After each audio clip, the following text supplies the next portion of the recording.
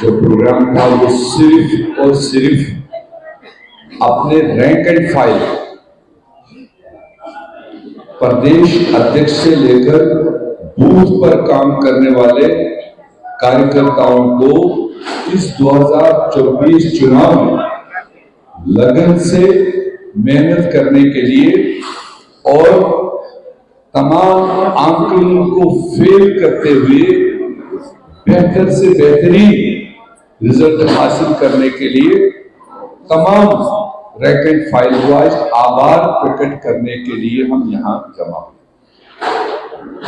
और इस आभार के सिलसिले में मैं जरूर दिल से चाहता हूं कि जितना हेल्दी मीडिया मैंने झारखंड में खासकर रांची में देखा, मैंने देश के अन्य भागों में इतना हेल्दी मीडिया नहीं देखा। ये मैं 1 साल का अपना तजुर्बा बताया। कई बार हमारे हिसाब से कुछ अटपटे सवाल भी, और कई बार हमको लगता था कि ये ज्यादा विरोधियों की रिप्रेजेंटेशन करते हैं, हमारी बात को कम उठाते हैं। मगर बाय एंड लार्ज मैं आज के दिन पर तमाम मीडिया के साथ, तो वो प्रिंट मीडिया हो, इलेक्ट्रॉनिक मीडिया हो, उनको भी आभार प्रकट करना चाहता हूं कि वो उनका काम था, वो उनकी ड्यूटी थी। और अगर वो इस तरह का डिबेट नहीं बनाते, दूसरे पक्ष की बातों को हम तक नहीं पहुंचाते, हमें अपनी बात उस पर कहने का मौका न मिलता, तो शायद जनता तक वो व्यू नहीं जा पाता। इसलिए सबसे बड़ा माध्यम आप लोगों का रहा इसमें, इस जमहूरियत के मेले में आपने जो अपना रोल प्ले किया है, उसके लिए भी कांग्रेस पार्टी की तरफ से आपका आभार। और आप ही का मैं एक और जिक्र करूंगा, खारगे जी का प्रेस कॉन्फ्रेंस लास्ट में बहुत बेहतरीन तरीके से आप लोगों ने टेकअप किया। और उसके बाद शायद पहली परंपरा हमारे कांग्रेस में, जब लास्ट डे ऑफ कैंपेनिंग पर, सेकंड फेज के लास्ट डे पर राहुल गांधी जी यहाँ पर आए और उन्होंने अपने एजेंडे को इन टोटल आपके सामने रखा। और उसमें कई अच्छे पत्रकारों ने कुछ सवालात किए, और एक सवाल किसी एक पत्रकार ने किया, जब पूछा कि राहुल जी, ये जो अडानी का मामला है, आपके सरकारों में भी तो वो काम कर, उन्हें कितने खुशअस्लूबी के साथ ये कहा कि बिल्कुल, और हम काम करने के खिलाफ नहीं है, देश को भी आगे बढ़ाना है, काम भी आगे बढ़ना है, उसके खिलाफ नहीं है। सिर्फ फर्क ये है, एक तो कोई भी देश का व्यक्ति प्रोसीजर को फॉलो करके चीजों को हासिल करे, जैसे होता है छोटी बड़ी चीजें, नियम वही बनी है, तो उसका किसी को कोई सवाल नहीं। मगर सवाल हमारा तब खड़ा होता है जब प्रोसीजर्स को उलट पुलट करके किसी एक व्यक्ति के लिए कानून बदले जाते हैं, प्रोसीजर बदले जाते हैं और उनको फैसिलिटेट किया जाता है। हमारा सवाल उसको, और वो भी आपने दूसरे दिन या अपने चैनलों के माध्यम से उस सवाल का जो जवाब था, वो मेरे ख्याल से पॉजिटिव मीडियाइज्म था। वरना कई लोग स्किप करते हैं वो चीज जो देश तक जाना चाहिए। और यही बात आप देख रहे हो कि इस संसद के शुरुआत में जब वही प्रोटेस्ट जारी रहा, तो आपने देखा फिर उससे बचने के लिए, अपनी बात को, अपनी जवाब न देने के लिए फिर कैसे तरीके बनाए, जब पीसफुल तरीके से टोटल अपोजिशन इंडिया बुला प्रोटेस्ट में थे और पार्लियामेंट की ओर जा रहे थे, 250 मेंबर पार्लियामेंट अंदर जा रहे थे, सामने 5 लोगों को लाठी डंडे के साथ उनको एंट्री से रोकने की कोशिश की भाजपा। और जब 250 लोग पीछे किसी रास्ते से जा रहा है, फ्रंट पर कौन क्या देख रहा है बैक वाले को पता नहीं, पीछे से प्रेशर आया, जो भी वहां पर हादसा पेश आया होगा, नहीं होना चाहिए। मगर उसका इनिशिएटिव भाजपा ने लिया और कोई उनका इख्तियार नहीं बनता था कि अपोजिशन का रास्ता रोके और डंडा कुंडा लेकर के उनको रोकने की कोशिश करें। अब एक तरफ तो वो ठीक है, भगवान उनको वसीयत सलामत लाए, हमारी दुआ होगी, जो भी अगर जिस भी तरीके से लगी है वसीयत सलामत है। और 8 दिन से आप वही सुन रहे हैं।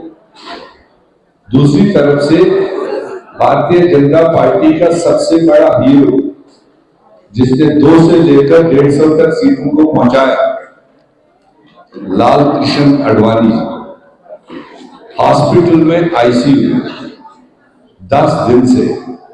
आपने देखा कोई भाजपा का आदमी उस हॉस्पिटल को जाते? अगर आपके किसी कैमरे में है तो जरा देश को दिखाइए।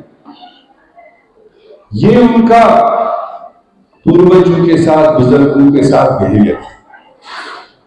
तो इसलिए आज जहां हमने एक तरफ आभार प्रकट किया झारखंड की पूरी जनता को, खुसूसन महिलाओं को और कांग्रेस कार्यकर्ताओं को, कांग्रेस लीडरों को, कि जिन्होंने इसमें अपना मतलब मिशन आगे बढ़ाते हुए एक अच्छी मजबूत सरकार यहां पर कायम की।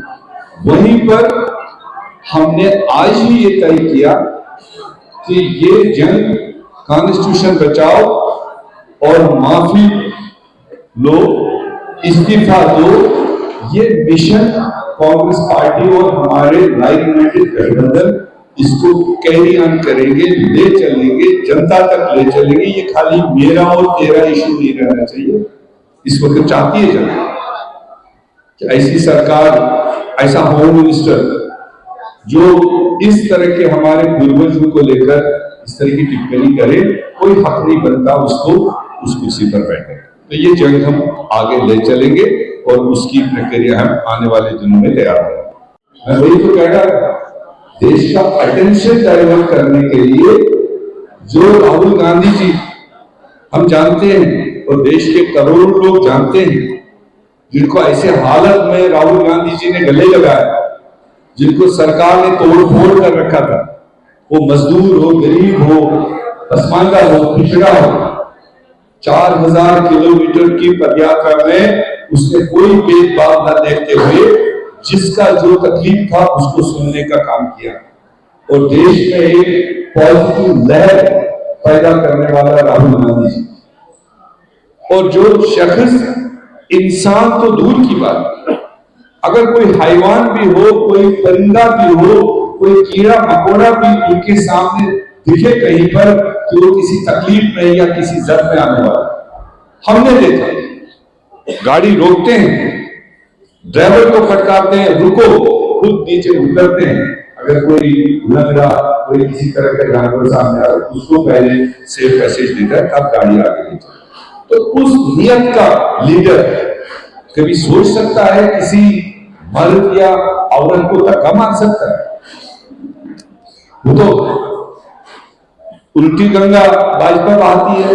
हमारे नेशनल प्रेसिडेंट जो उम्र रसीदा है, ज्यादा देर खड़ा भी नहीं हो पाते घुटने की वजह से, और उनको जो प्रेशर उन्होंने लाया और उनको ला करके एक हिसाब से गिरा दिया, जिनको फिर कुर्सी पर वहां बिठाना पड़ा। तो उनकी प्रोटेक्शन के लिए, उनकी हौसला अफजाई के लिए जरूर आपने कहीं भी देखा होगा कि राहुल गांधी जी पूरी कदर के साथ उनको उठाने में और बिठाने में अपना हाथ देते। तो सिर्फ वो चीज छुपाने के लिए अब एफआईआर के लिए हमारा भी टीम गया, हमारी पार्टी अध्यक्ष के साथ जो सिचुएशन हुई उसका तो संज्ञान नहीं लिया गया। उसके बाद में वो कंप्लेंट करने गए, उस पर अब वो क्वेरी करे, इंक्वायरी करे, जो भी करे, कोई पहला केस तो है नहीं। ये तो पता है उनको, देश का जान भटकाने के लिए उनका रास्ता ही फेस करेंगे। बहादुर लीडर है वो, इन चीजों से डरने वाला नहीं और वो फेस करेंगे। उस पर तो ऑलरेडी टीम लगे हुए हैं, अभी तो कुछ जगहों पर इनका इनकम्प्लीट है।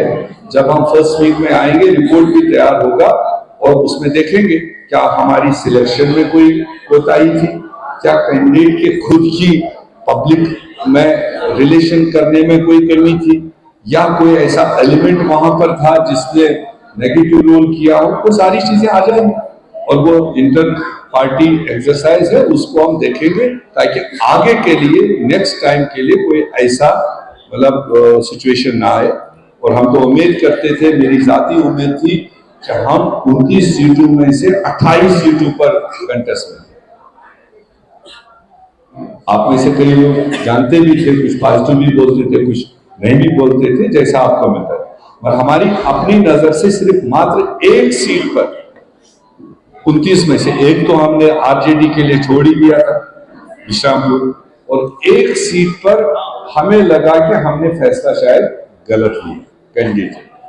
बाकी 28 सीटों पर हमारी जो दूरबीन थी, हमारी जो एनक थी, वो डे एंड नाइट उस पर हम फॉलो कर रहे थे। तो उसमें पूरी उम्मीद थी कि बेहतर से बेहतर रिजल्ट आएगा। भले कुछ लोगों ने यहाँ कहा 4 से 5 नहीं जाएंगे, ठीक है, उनकी आजादी है, कह सकते हैं, कौन सा पहले लिख के दे सकते हैं। मगर जो जनता ने फैसला किया, कुल मिलाकर गठबंधन पहले से, आप जब मुझे पकड़ते थे मैं एक ही बात कहता था, 2019 से बेहतर मैंडेट आए, गठबंधन पहले से मजबूत बन के आए।